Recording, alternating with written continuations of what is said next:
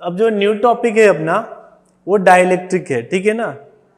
पहले मैं बताया था कैपेसिटर के केस में जो कंडक्टर लिए थे ना, कंडक्टर में क्या लिए थे, इंसुलेटर, बीच में हम क्या रखे थे, इंसुलेटर। इंसुलेटर्स में बताया क्या क्या हो सकता है, तो वो डाइलेक्ट्रिक भी एक बताया था और आगे डिस्कस करूंगा। तो डाइलेक्ट्रिक एक मटेरियल होता है, तो वो उस मटेरियल के थ्रू चार्ज नहीं फ्लो होता है, ठीक है ना। जब हम उसमें एक्सटर्नल फील्ड जब देते हैं तो हल्का सा चार्ज का मोमेंट होता है, लेकिन ज़्यादा चार्ज फ्लो नहीं हो पाता है।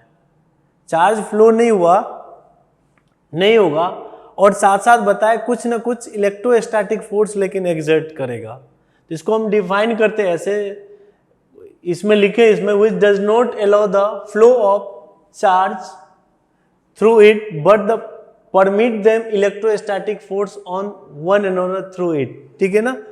तो चार्ज का फ्लो नहीं होगा लेकिन उससे कुछ ना कुछ इलेक्ट्रोस्टैटिक फोर्स को क्या करेगा, परमिट करेगा, ठीक है ना। उसे हम क्या कहते हैं, डाइलेक्ट्रिक मटेरियल्स। जैसे ग्लास है, वाटर है, एयर है, बहुत सारे मटेरियल्स वो क्या होते हैं, डाइलेक्ट्रिक होते हैं। तो डाइलेक्ट्रिक के टाइप्स है यहाँ polar dielectric and non polar dielectric. तो पोलर डाइलेक्ट्रिक क्या होता है, ए molecule in which center of mass of positive charge does not coincide with center of mass of negative charges। जो ऐसा मॉलिक्यूल जिसका सेंटर ऑफ मास पॉजिटिव और negative दोनों का कोइंसाइड नहीं करे, उसे हम क्या कहते हैं, पोलर डाइलेक्ट्रिक। और पोलर डाइलेक्ट्रिक का जो शेप होता है अनसिमेट्रिकल होता है, सिमेट्रिक शेप नहीं होता है, ठीक है ना। आप लोग केमिस्ट्री में पढ़े होंगे सिमेट्रिक अनसिमेट्रिक शेप, ठीक है ना। तो polar molecule have a unsymmetric shape, ठीक है ना। उसके बाद नेक्स्ट पॉइंट है they have permanent dipole moment. इसका कुछ ना कुछ डायपोल मोमेंट होता है, वो परमानेंटली होता है, ठीक है ना। जैसे ये एग्जांपल है इसका पोलर डाइलेक्ट्रिक का H2O, ठीक है ना। तो वाटर का जो ये शेप है, ऑक्सीजन और 2 हाइड्रोजन के साथ ये बॉन्ड बना रखा है, तो ये शेप कैसा है इसका, अनसिमेट्रिकल है और इसका क्या है, डायपोल मोमेंट भी है, ठीक है। नेक्स्ट है इसी में non polar dielectric, A molecule in which centre of mass of positive charge coincide with centre of mass of negative charges. जो पॉजिटिव और नेगेटिव चार्ज दोनों का सेंटर ऑफ मास क्या करे, कोइंसाइड करे, उसे क्या कहेंगे हम लोग, नॉन पोलर डाइलेक्ट्रिक। और नॉन पोलर डाइलेक्ट्रिक का जो शेप होगा सिमेट्रिकल होगा, ठीक है ना। The non polar molecule have a symmetrical shape, ठीक है ना। They have normally zero dipole moment. इसका डायपोल मोमेंट क्या होता है, जीरो। जैसे H2 है, N2 है, तो H प्लस और H प्लस दोनों ही होता है ना, इसलिए इसका डायपोल मोमेंट क्या होगा, जीरो होगा, ठीक है। तो अब हम इसके बाद हम पढ़ेंगे डाइलेक्ट्रिक कांस्टेंट क्या होता है। अब जो हम पढ़ेंगे डाइलेक्ट्रिक कांस्टेंट, डाइलेक्ट्रिक बता दिया था जो क्या होता है, वो इससे पहले वाले टॉपिक में बताया था डाइलेक्ट्रिक क्या होता है। अब डाइलेक्ट्रिक कांस्टेंट की बात करेंगे, ठीक है ना। ये इलेक्ट्रोस्टैटिक फर्स्ट चैप्टर से ही पढ़ते आ रहे हैं डाइलेक्ट्रिक कांस्टेंट के बारे में, ठीक है ना। तो ये जैसे ये देखो पैरेलल प्लेट कैपेसिटर है, ये प्लस चार्ज है यहाँ पे और यहाँ पे क्या है, माइनस चार्ज। तो ये बताओ, ये इस बीच में हमने क्या डाल दिया, डाइलेक्ट्रिक मटेरियल जिसका डाइलेक्ट्रिक कांस्टेंट K है, ठीक है। तो इस पे इंड्यूस चार्ज क्या होगा, ये प्लस है, प्लस, तो यहां पे इंड्यूस क्या होगा, माइनस। यहां पे जो इंड्यूस होगा ये माइनस चार्ज होगा ना, ये इधर माइनस होगा इंड्यूस। इस पे क्या होगा, ये प्लस, ठीक है, इस पे प्लस इंड्यूस हो। अब देखो एक्सटर्नल इलेक्ट्रिक फील्ड था E नोड, ये E नोड इन दोनों प्लेट की वजह से, और डायरेक्शन क्या है, ये प्लस से माइनस के तरफ E नोड का फील्ड। अब देखो ये जो चार्ज इंड्यूस हुआ है डाइलेक्ट्रिक मटेरियल पे, तो इसका फील्ड अंदर में क्या हो जाएगा बताओ, ये डायरेक्शन हो जाएगा ना, ड्यू टू ये EP ले लिए, ठीक है ना, पोलराइजेशन की वजह से, इस पोलराइज्ड फील्ड भी कहते हैं इसको, EP ले ली, इसका डायरेक्शन ये है, ठीक है। तो अब बताओ इसके नेट फील्ड पे फील्ड क्या हो रहा है, रिड्यूस हो रहा है ना। जब हमने डाइलेक्ट्रिक नहीं दिए थे, यहां देखो फिर से समझो, ये प्लेट है और यहां पे पॉजिटिव चार्ज है ये, और ये नेगेटिव है, ठीक है ना। तो ये डायरेक्शन इफ ई नॉट है फील्ड। अब जब हम इसी के अंदर डाइलेक्ट्रिक मटेरियल दिए, ये मटेरियल दिए डाइलेक्ट्रिक, ये प्लस ये प्लस ये प्लस ये माइनस और इस पे प्लस, तो ये इसके देखो ना, ये क्या होगा, इधर इस साइड तो फील्ड है ई नॉट, इधर ईपी डेवलप हुआ, तो नेट फील्ड में क्या होगा, रिड्यूस होगा ना, रिड्यूस होगा, कितना होगा, तो ये अपोजिट है, मान लो इधर 20 वोल्ट पर मीटर है, इधर 5 वोल्ट पर मीटर है, तो रिड्यूस फील्ड कितना होगा, 20 माइनस 5 15 वोल्ट पर मीटर। ये जो 15 आया है, 20 से 15 आ गया, वो किसके वजह से आया, इस मटेरियल की वजह से आया है, इसी मटेरियल की वजह से आया ना। तो इस मटेरियल की जो ये कांस्टेंट है वो डिपेंड करेगा, अलग अलग डाइलेक्ट्रिक की वैल्यू, के की वैल्यू अलग अलग होता है। तो ये जो पहला जो था ई नॉट क्या था, 20 वोल्ट पर मीटर, ठीक है। जो रिड्यूस फील्ड होगा ई नेट, ई जो होगा ये बताओ, ई वाला field E not minus EP, ठीक है ना। अब क्या बताया, ईपी कितना बताया मैंने, ईपी कितना बताया, 5 वोल्ट पर मीटर, तो ये क्या हो जाएगा, ई नॉट कितना होगा, तो 20 माइनस 5, तो 15 वोल्ट पर मीटर। तो ये जो फील्ड है वो रिड्यूस फील्ड है, वो रिड्यूस किसके वजह से हुआ, तो उस मटेरियल की वजह से हुआ। तो मटेरियल का जो रिड्यूस हुआ वो फील्ड, वो कैसे फाइंड आउट करेंगे, कैसे फाइंड आउट करेंगे, तो ये हम लोग ऐसे लिखते हैं इसको, K is equal to E naught, K is equal to E naught divided by E, ठीक है ना। K इज इक्वल टू क्या लिखेंगे, ई नोट डिवाइडेड बाय E, और E कितना है, तो 15 है, तो ई नोट कितना है, तो 20, तो ये 20 डिवाइडेड बाय 15, ये कितना हो जाएगा, 4/3, मतलब K की वैल्यू 4/3 होगा, ठीक है। तो आगे यहां से देखते हैं, ये तो मैथमेटिकली मैंने बताया जो ये। अब यहां देखो, यहां से देखते हैं, जो देखो रिड्यूस फील्ड, एक्सटर्नल फील्ड क्या हुआ, ये ई नोट। अब रिड्यूस फील्ड ई लेते हैं, ई, तो ई नॉट, ईपी उसके अपोजिट डायरेक्शन में है, तो ये हो जाएगा रिड्यूस फील्ड। रिड्यूस फील्ड हो गया। अब के को कैसे डिफाइन करते हैं, एक्सटर्नल फील्ड डिवाइडेड बाय ये रिड्यूस फील्ड ई को क्या लिखेंगे, ऐसे भी लिख सकते हैं, ई नॉट माइनस ईपी, ठीक है। ई नॉट माइनस क्या लिखेंगे हम लोग, ईपी लिखेंगे, के की वैल्यू।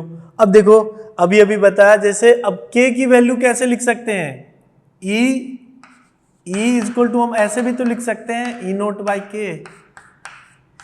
मान लो मैं बोल दिया ये देखो, ये पैरेलल प्लेट कैपेसिटर है, प्लस क्यू, और ये माइनस क्यू चार्ज है। इस पे मैंने एक डाइलेक्ट्रिक मटेरियल यहाँ पे दिया हूँ, ये डाइलेक्ट्रिक मटेरियल जिसका डाइलेक्ट्रिक कांस्टेंट के की जो वैल्यू है 3 है, के की जो वैल्यू है 3 है, और एक्सटर्नल फील्ड जो है वो ई नॉट, वो 15 वोल्ट पर मीटर। तो रिड्यूस फील्ड हम लोग निकाल सकते हैं कि नहीं, बताओ, रिड्यूस फील्ड निकाल सकते हैं कि नहीं, बताओ। ई इज इक्वल टू कितना हो जाएगा, ई जो रिड्यूस फील्ड होगा, E is equal to 15 divided by 3, तो ये कितना हो जाएगा, 5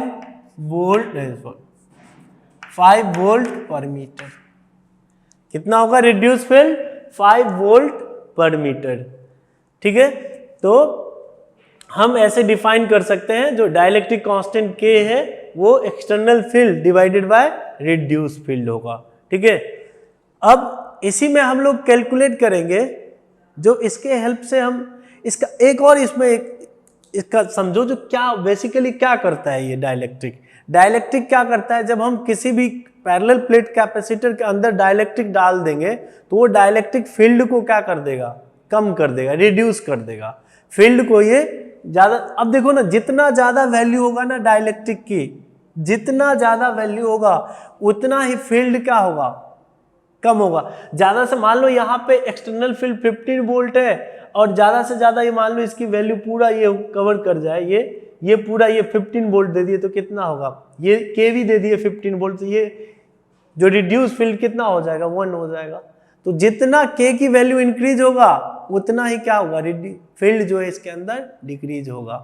तो हम डाइलेक्ट्रिक का मतलब ये समझेंगे, ये जब हम किसी भी पैरेलल प्लेट कैपेसिटर के अंदर डाइलेक्ट्रिक को इंट्रोड्यूस करते हैं तो वो डाइलेक्ट्रिक की वजह से क्या होता है, फील्ड रिड्यूस होता है, ठीक है ना। तो वो डिपेंड करेगा डाइलेक्ट्रिक पे कितना होता है रिड्यूस, ठीक है। अब हम लोग कैलकुलेट करेंगे capacitance of A capacitance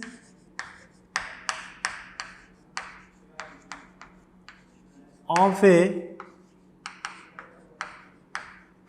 parallel plate capacitor, capacitance of a parallel plate capacitor with dielectric slab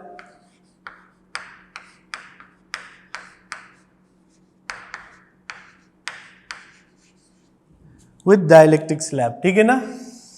ये अब देखो पैरेलल प्लेट कैपेसिटर हम लोग लेते हैं, ये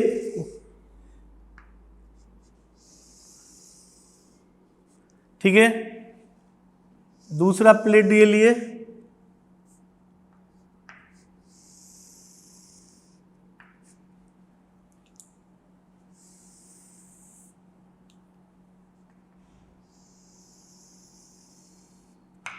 अब इस बीच में हमें डाइलेक्ट्रिक डालना है।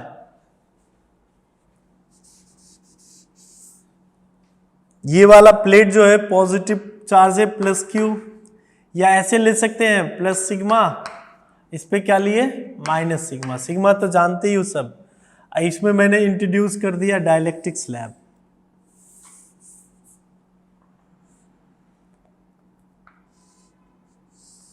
डाइलेक्ट्रिक स्लैब, ठीक है ना, जिसका डाइलेक्ट्रिक कांस्टेंट K है और इसका थिकनेस जो है T है, ठीक है, और दोनों प्लेट का जो सेपरेशन डिस्टेंस है D है। अब ये प्लस है, ये वाला क्या है माइनस, ये माइनस है, और एक्सटर्नल फील्ड जो है क्या है ई नोट,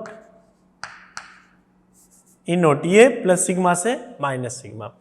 तो जब हम पहले हम बात करेंगे, हमें निकालना है जब क्या डाइलेक्ट्रिक इंट्रोड्यूस कर दिए तो कैपेसिटेंस पे क्या इफेक्ट पड़ेगा, वो हम देखेंगे अभी, ठीक है ना। तो पहले जो जब डाइलेक्ट्रिक नहीं डालते हैं तो कैपेसिटेंस क्या होता है, ए एप्सिलॉन नॉट, बिना डाइलेक्ट्रिक का air medium, A epsilon naught by D, ये होता है ना, याद होना चाहिए। पहले जो मैं पैरेलल प्लेट कैपेसिटर का कैपेसिटेंस फाइंड आउट किए हैं, क्या होता है A epsilon naught by D.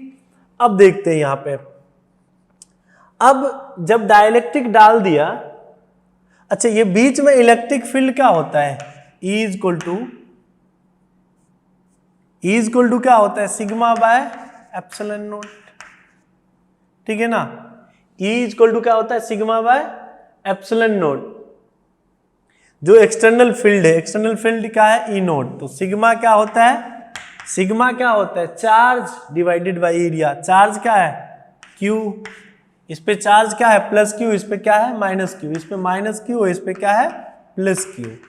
तो और एरिया क्या है इसका ए, प्लेट का एरिया ए है, दोनों का ए है, तो ए एप्सिलॉन नॉट, ठीक है। अब देखते हैं इन दोनों के बीच में जो पोटेंशियल डिफरेंस है हम वो, क्योंकि जब भी हम कैपेसिटेंस कैलकुलेट करते हैं तो सबसे पहला स्टेप जो होता है अपना वो क्या होता है, जो चार्ज फाइंड आउट करना। तो चार्ज तो देख ली, यहां से हम चार्ज निकाल लेंगे। उसके बाद पोटेंशियल डिफरेंस, पोटेंशियल डिफरेंस हम लोग कैलकुलेट कर लेंगे तो अपने आप यहां पे ये आ जाएगा। तो पोटेंशियल डिफरेंस इन दोनों प्लेट का क्या होगा बताओ, V जो होगा बताओ potential difference, V is equal to ED।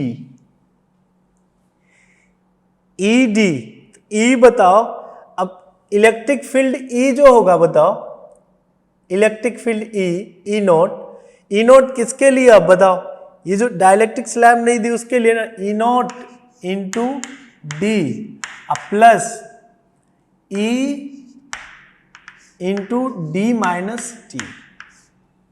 देखो D माइनस टी, देखो इलेक्ट्रिक फील्ड पोटेंशियल जो है बताओ दो होगा, एक तो ये वाला, ये जो ये डाइलेक्ट्रिक छोड़ दो, उसके बाद जो है फील्ड वो वाला फील्ड पोटेंशियल किसका होगा, ये जो बचा हुआ पार्ट है ये देखो, तो कितना E फील्ड कितना होगा, रिड्यूस फील्ड इसका इंटू डिस्टेंस, रिड्यूस फील्ड कितना है E, क्योंकि E is equal to reduce field, देखो E क्या होता है E नॉट माइनस EP, इसी को E को क्या लिखते हैं फिर से E नॉट बाय K, अभी बताया था। तो जो ये वाला पार्ट है ना, ये वाला पार्ट, ये डाइलेक्ट्रिक को छोड़ के ये पार्ट और ये पार्ट कितना होगा E into D minus T, और टोटल क्या हो गया E not into D, E not into D हो गया ना, E नॉट इंटू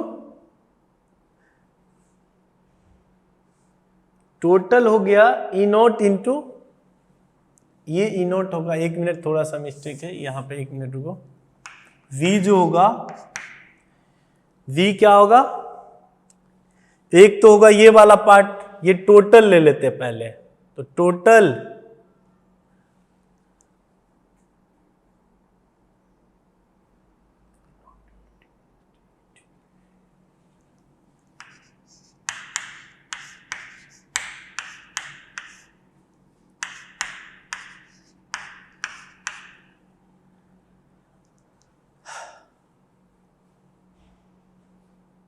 देखो पोटेंशियल जो फर्स्ट स्टेप क्या बताया था, पोटेंशियल फाइंड आउट करना, तो पोटेंशियल क्या है फाइंड आउट किए क्या, तो देखो फर्स्ट जो है ये वाला पार्ट, ये और ये मिला के क्या होगा E नोट, टोटल फील्ड क्या है इसमें, इधर वाला में क्या है E नोट और डी माइनस टी, तो डी माइनस टी हो गया, इतने का क्या है फील्ड E नोट, E है total field, reduce field, reduce के थिकनेस क्या है T। अब देखो V इज इक्वल टू हम लिख सकते हैं E note D minus T, E की वैल्यू क्या है E नोट बाई के, E नोट बाय के इंटू टी। देखो ये E नोट कॉमन ले लेते हैं तो क्या होगा D minus T, E note इधर से कॉमन ले लिए तो D माइनस टी प्लस का T बाय के हो गया ये। अब कैपेसिटेंस जो C डैश है न्यू, Q बाई क्या होगा V, Q बाई V ना, तो C डैश जो कैपेसिटेंस C है तो C डैश हम लिख सकते हैं V आ गया ना, Q क्या होता है बताओ, Q तो हाँ चलो Q लिख लेंगे अभी, V कितना है E naught D minus T plus T by K, ठीक है ना, E naught D minus T plus T by K, और यहां से Q की वैल्यू दो, Q की वैल्यू क्या आ जाएगा बताओ, यहां से Q की वैल्यू देना है, Q की वैल्यू क्या हो जाएगा E note A epsilon note, E note A epsilon note, तो E नोट कैंसिल आउट होगा तो क्या आ गया बताओ, कैपेसिटेंस जो C डैश आ गया, C dash A epsilon naught, A epsilon naught by D minus T plus T by K, ये कैपेसिटेंस आ गया, ठीक है ना, A epsilon naught minus D minus T by K. अब देखो ये फॉर्मूला याद रखना है ऐसे, जब सिंगल एक ही डाइलेक्ट्रिक डाल दिए, अब बहुत सारे ऐसे डाइलेक्ट्रिक, अलग अलग डाइलेक्ट्रिक कांस्टेंट, एक का K1 हो, K2 हो, K3 हो, तब की बात करेंगे, अलग हम केस डिस्कस करेंगे। अभी तो आगे ये फॉर्मूला अभी याद रखना है। अब देखो ये जो आया है C डैश जो आया है, या C भी याद रख सकते हो, A एप्सिलॉन नोट, C भी ले सकते हो D minus T by K। अब ये सोचो ये जो डाइलेक्ट्रिक है पूरा फील्ड कर दे, ये दोनों पैरेलल प्लेट कैपेसिटर के बीच में फील्ड कर दे, ये ऐसा हो जाए पूरा डाइलेक्ट्रिक ही डाल दे, यहाँ ये पूरा डाइलेक्ट्रिक डाल दे, तो यहाँ बताओ ये जो T थिकनेस का था ये पूरा डाइलेक्ट्रिक है, इसमें फील्ड कर दिए, तो T is equal to D होगा। तो यहाँ मैथमेटिकली देखो, यहाँ से T is equal to D जब इक्वल होगा D minus D plus D by K, ये D कैंसिल आउट होगा, तो ये बताओ क्या हो जाएंगे, C is equal to A epsilon naught into K by D। ये फॉर्मूला हो जाएगा, याद रखना है। कब? जो पूरे पैरेलल प्लेट कैपेसिटर को पूरा फील्ड कर दे डाइलेक्ट्रिक से, तब जो नॉर्मल कैपेसिटर का जो आया था, जो नॉर्मल मतलब जब एयर में हम कैलकुलेट किए थे A epsilon not by D आया था ना, वो K टाइम कर देंगे, ठीक है ना, K टाइम उसको मल्टीप्लाई कर देंगे। तो अब हम इसके आगे केस जानेंगे, जब हम अलग अलग डाइलेक्ट्रिक डाल रहे हैं, अलग अलग डाइलेक्ट्रिक कांस्टेंट डाल रहे हैं, तब कैसे फाइंड आउट करेंगे कैपेसिटेंस। डाइलेक्ट्रिक में मैंने कैपेसिटेंस फाइंड आउट किया था, और डाइलेक्ट्रिक में बोल रहा हूँ पैरेलल प्लेट कैपेसिटर का कैपेसिटेंस फाइंड आउट किया था, जब हम पैरेलल प्लेट कैपेसिटर के बीच में क्या डाले थे, डाइलेक्ट्रिक, और उसका कैपेसिटेंस आया था A epsilon naught by D minus T plus T by K। अब है उसी तरह से देखो कॉम्बिनेशन लिए, इस तरह का अरेंजमेंट लिए डाइलेक्ट्रिक, ये कैपेसिटर है पैरेलल प्लेट कैपेसिटर, ठीक है, ये वाला कैपेसिटर है, ये इस तरह से ये कैपेसिटर है, इसमें बहुत सारे डाइलेक्ट्रिक लिए, इस बीच में बहुत सारे डाइलेक्ट्रिक डाले हैं, जिसका dielectric constant K1, K2, K3 and Kn। तब हम इस तरह के अरेंजमेंट के इक्विवेलेंट कैपेसिटेंस कैसे फाइंड आउट करेंगे, ठीक है ना। तो देखो इस तरह का अरेंजमेंट कैसा दिख रहा है आप लोगों को, सीरीज दिख रहा है या पैरेलल दिख रहा है। सीरीज कैसा होता है कैपेसिटर का, एक के बाद ऐसे एक, पॉजिटिव है तो नेगेटिव का दूसरा प्लेट क्या होगा, पॉजिटिव से, ठीक है ना, और ये नेगेटिव होगा, फिर नेगेटिव का दूसरा नेगेटिव का तीसरे से किससे होगा, पॉजिटिव से। तो वही है यहाँ पे भी, ये देखो यहाँ पे यदि पॉजिटिव ले रहे हैं तो ये वाला प्लेट क्या होगा, नेगेटिव, और ये वाला प्लेट क्या होगा, पॉजिटिव। इस तरह से कंटिन्यूसली कनेक्टेड है कि नहीं, ये नेगेटिव फाइनली होगा, प्लस माइनस क्यू नेगेटिव। तो इस तरह के अरेंजमेंट को हम लोग बोलते हैं सीरीज टाइप अरेंजमेंट, और इस तरह का हम जो फाइंड आउट करते हैं इक्विवेलेंट कैपेसिटेंस, इसका फॉर्मूला आप लोग जानते हो, C का फॉर्मूला क्या होता है, A epsilon not divided by D minus T plus T by K।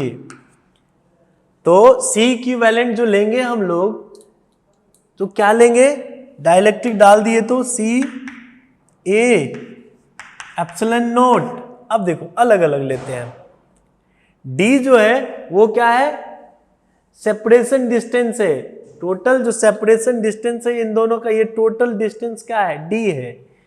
तो D क्या लेंगे, D माइनस, अब कहां से कहां, इसका देखो T1 है, T2 है, T3 है, Tn है, तो इसको लिखेंगे ऐसे T1 plus T2 plus T3 and so on Tn।